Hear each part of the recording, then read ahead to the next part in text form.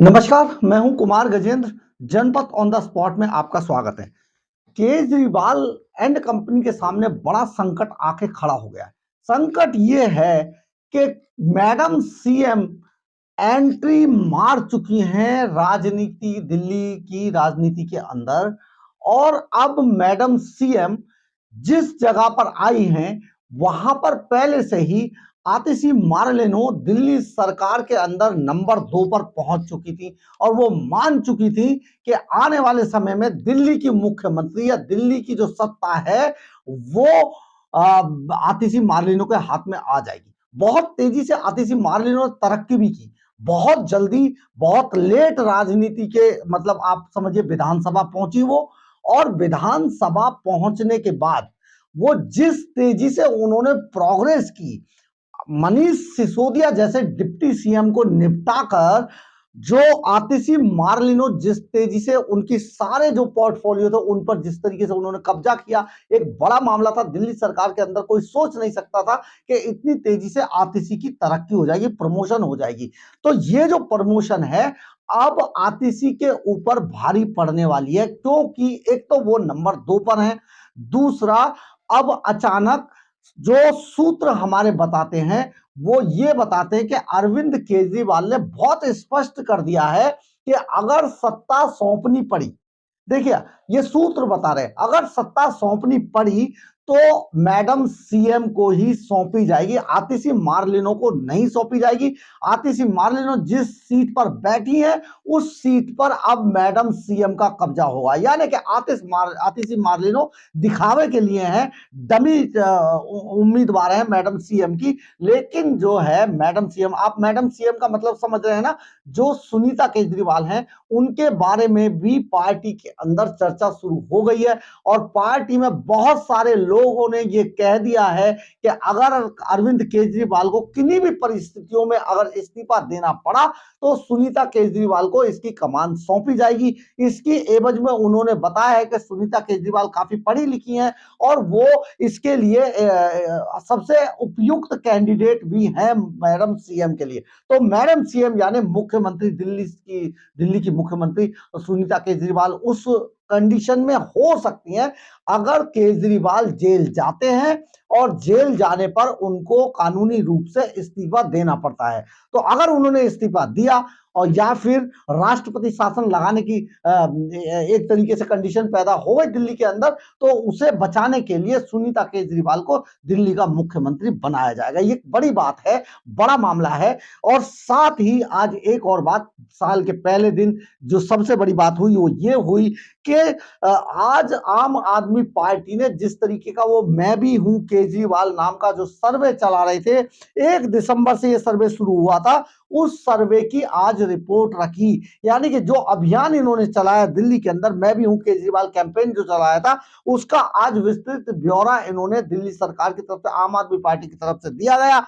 उसमें जो ब्यौरा दिया जिसकी उम्मीद की जा रही थी वही हुआ। यानी कि अरविंद केजरीवाल ने बहुत सफाई से कैसे सर्वे कराया उसमें आप समझिए। मैं आपको बहुत जिम्मेदारी के साथ ये कहना चाहता हूं कि जिस तरीके से जो आम आदमी पार्टी के जो पूर्व मंत्री हैं जितेंद्र सिंह तोमर, आप समझ गए ना जितेंद्र सिंह तोमर कौन है, फर्जी डिग्री के मामले में साहब भी आरोपी रहे थे, एक समय पे पकड़े गए थे। तो यही जितेंद्र सिंह तोमर बाकायदा लेखा जोखा रख देते मैं भी हूं केजरीवाल कैंपेन का। और उन्होंने ये कहा कि हम करीब जो पूरा उन्होंने बताया 23,82,122 परिवारों तक हम पहुंचे। और उनमें ये परिवार 23,82,122 परिवारों तक हम पहुंचे। और इन परिवारों का कुल मिला के करीब 1 करोड़ लोगों तक हम गए थे। 1.25 करोड़ लोगों की दिल्ली के अंदर 1 करोड़ लोगों तक ये पहुंच भी गए।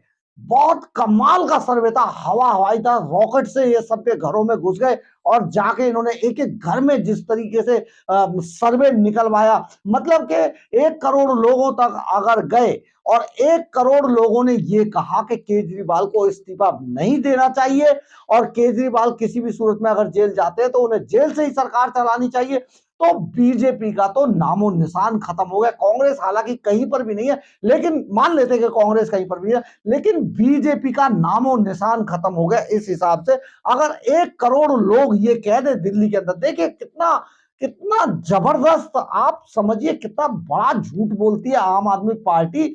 और आम आदमी पार्टी का एक एक मतलब आप समझिए कि 1 करोड़ लोगों तक अगर ये मैं भी हूं केजरीवाल कैंपेन लेके गए और 1 करोड़ लोगों ने ये कह दिया कि केजरीवाल को तो जेल से ही सरकार चलानी चाहिए, इस्तीफा नहीं देना चाहिए, तो आप समझिए बीजेपी के लोग कहां गए, जो बीजेपी को सपोर्ट करते हैं वो कहां गए, जो बहुत सारे ऐसे लोग हैं जो बिल्कुल आम आदमी पार्टी को पसंद नहीं करते वो कहां गए। तो ये सर्वे टोटली फर्जी तरीके से किया गया था और उसके फर्जी के जो आंकड़े आए उसमें ये दावा किया गया कि सबने ये मना कर दिया कि केजरीवाल को इस्तीफा नहीं देना चाहिए। अगर जेल के अंदर से वो चलाते हैं सरकार तो उन्हें जेल के अंदर से ही सरकार चला देनी चाहिए। पार्टी का कहना है कि 98% लोगों ने कहा कि केजरीवाल को इस्तीफा नहीं देना चाहिए। 98% मतलब भारतीय जनता पार्टी का सुपड़ा साफ कर दिया। यानी कि इनके हिसाब से अगर देखा जाए तो दिल्ली के अंदर भारतीय जनता पार्टी का वोटर है ही नहीं।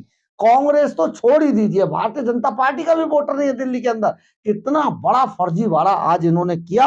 98% लोगों ने इनको कह दिया कि इस तरीके से अगर अगर केजरीवाल को जेल जाना पड़ता है तो वो सरकार जेल के अंदर से ही चलाए, इस्तीफा ना दे। तो ये तो थी इनके फर्जी तरीके से चलाए गए एक कैंपेन के मामले में। आपने इस हस्ताक्षर अभियान की शुरुआत 1 दिसंबर से की थी।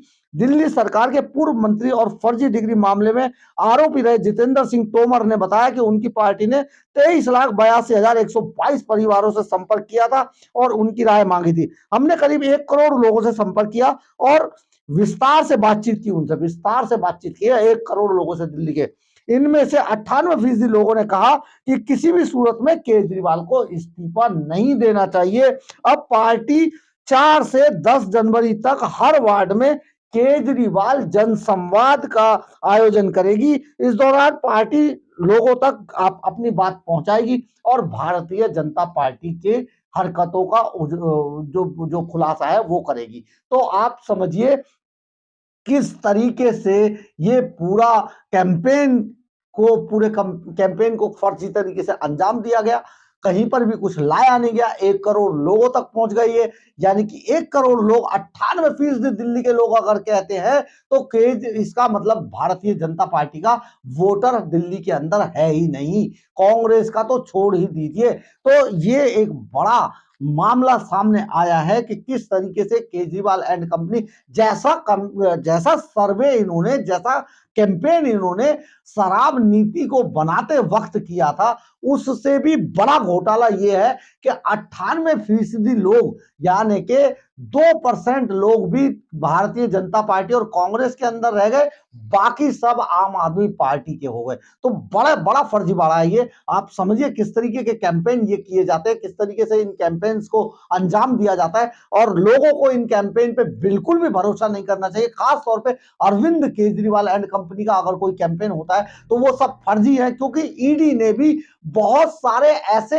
ईमेल्स, लाखों की तादाद में ऐसे ईमेल बरामद किए थे मनीष सिसोदिया, पूर्व उप मुख्यमंत्री मनीष सिसोदिया के लैपटॉप और उनके कंप्यूटर डेस्कटॉप से, जिनके द्वारा फर्जी तरीके से शराब नीति पर कैंपेन कराया गया था। ईडी के रिकॉर्ड में ऑन रिकॉर्ड है ये। तो वो सारे जो रिकॉर्ड्स थे अब एक बार फिर से इस कैंपेन में भी अंजाम दिए गए हैं। और एक दूसरा भी जो डैमेज कंट्रोल करने के लिए एक दूसरा आइडिया जो निकाला है अरविंद केजरीवाल ने, वो ये निकाला है कि अगर किसी भी सूरत में उनको इस्तीफा देना पड़ता है दिल्ली के अंदर से तो इमीडिएट सुनीता केजरीवाल को मुख्यमंत्री बना दिया जाएगा।